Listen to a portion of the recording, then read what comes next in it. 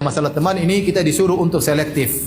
Jangan tidak enakan, jangan pekewu. Kalau kita tahu teman kita bermasalah, gak usah berteman dengan dia. Yang suruh siapa? Nabi SAW. Kita meninggalkannya karena Allah. Paham? Dari mana kita tahu teman kita ini baik atau tidak? Lihat, bergaul sama dia. Kalau kita bergaul dengan dia, tambah iman kita, ini teman baik. Tapi kalau kita bergaul dengan ternyata malah mikir dunia, malah gibah sana sini, malah merendahkan, menjadi sombong, gaya hidup kita semakin mewah, sudah, jangan bergaul sama dia. Berarti kita terbawa, sadar atau tidak? Sadar. Itu cara mengetahui mana teman yang baik, teman yang buruk. Teman yang baik kalau kita bergaul dengan dia, seminggu, 2 minggu kita merasa tambah iman, tambah bahagia, sudah, pertahankan, itu teman yang baik.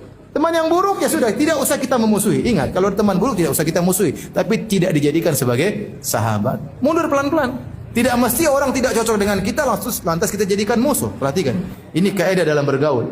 Ada orang cocok sama kita, ada orang tidak cocok sama kita. Tidak semua yang tidak cocok sama kita jadikan apa? Musuh. Ya udah, kita pisah saja, tapi tidak usah dijadikan apa? Musuh.